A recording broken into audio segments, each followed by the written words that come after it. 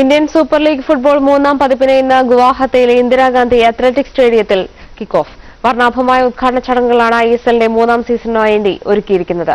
ബോളിവുഡിലെ പ്രമുഖ താരങ്ങൾക്കൊപ്പം കേരള ബ്ലാസ്റ്റേഴ്സ് ഉടമയായ സച്ചിൻ ടെണ്ടുൽക്കറും ചടങ്ങിനെത്തും.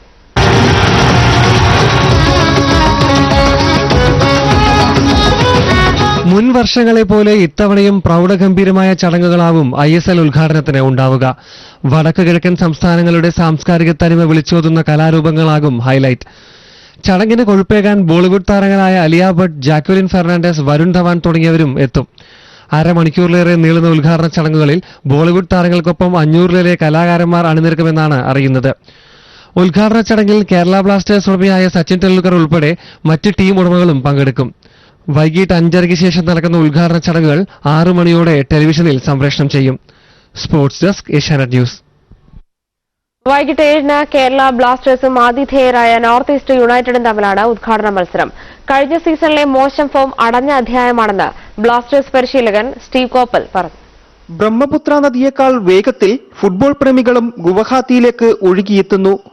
സംഘാടന മികവും ജനപ്രീതിയും വിശിഷ്ടമാക്കിയ ഇന്ത്യൻ സൂപ്പർ ലീഗിന്റെ മൂന്നാം പതിപ്പിന് സാക്ഷിയാവാൻ 30,000 പേർക്ക് മാത്രം ഇരിക്കാൻ സൗകര്യമുള്ള ഇന്ദിരാഗാന്ധി സ്റ്റേഡിയം ഫുട്ബോൾ പ്രേമികളെ കൊണ്ട് നിറയുമെന്നുറപ്പ്. തായ്ലൻഡിൽ വിജയകരമായി പൂർത്തിയാക്കിയ പരിശീലനത്തിന് ശേഷം സച്ചിന്റെ ബ്ലാസ്റ്റേഴ്സും UAEയിൽ നിന്ന് ജോൺ എബ്രഹാമിന്റെ നോർത്ത് ഈസ്റ്റും എത്തിയിരിക്കുന്നു. പഴയതൊക്കെ മറക്കാൻ പുതിയ തന്ത്രങ്ങൾ കാട്ടിക്കൊടുക്കാൻ. What happened last year is going to have no effect on what happens this year because it's a totally different squad. കഴിഞ്ഞ യൂറോ കപ്പിൽ വടക്കൻ അയർലൻഡിന് വേണ്ടി കളിച്ച ആരോൺ ഹ്യൂസിന്റെ നേതൃത്വത്തിലുള്ള കേരള സംഘം തയ്യാർ. രാത്രി വൈകിയും പരിശീലനം തുടർന്ന ബ്ലാസ്റ്റേഴ്സ് 8 സംസ്ഥാനങ്ങളുടെ പ്രതീക്ഷയായ നോർത്ത് ഈസ്റ്റിന് വെല്ലുവിളിയാകുമെന്നുറപ്പ്. താരങ്ങളിൽ ചിലർ പരിക്കിന്റെ പിടിയിലായതും യുവ തുർക്കികൾക്ക് തിരിച്ചടിയാണ്. No, look, I don't know too much about Kerala because it's very good, so some players are so new. Ivory കോസ്റ്റിനായി ഏറ്റവും കൂടുതൽ മത്സരം കളിച്ച Didier സൊക്കോറയാണ് ആതിഥേയരുടെ പടത്തലവൻ.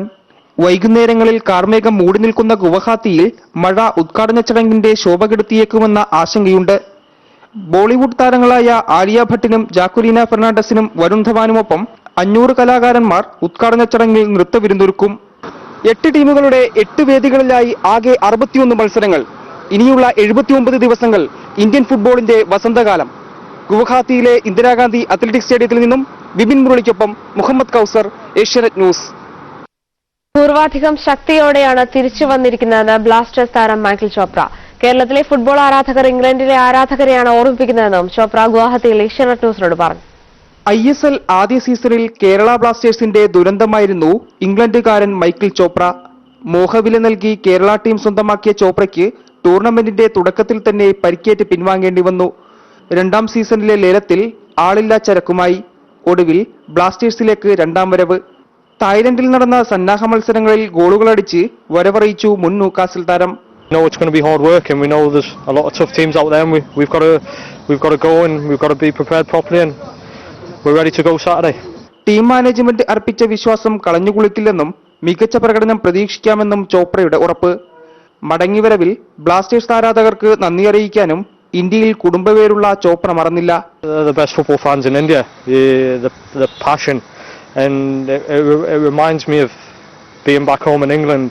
People talk about Newcastle United fans and how passionate they are about the football and things like that and Kerala fans are brilliant. Guwahati Indira Gandhi സ്റ്റേഡിയത്തിൽ നിന്നും വിപിൻ മുരളിക്കൊപ്പം മുഹമ്മദ് കൗസർ, Asianet news.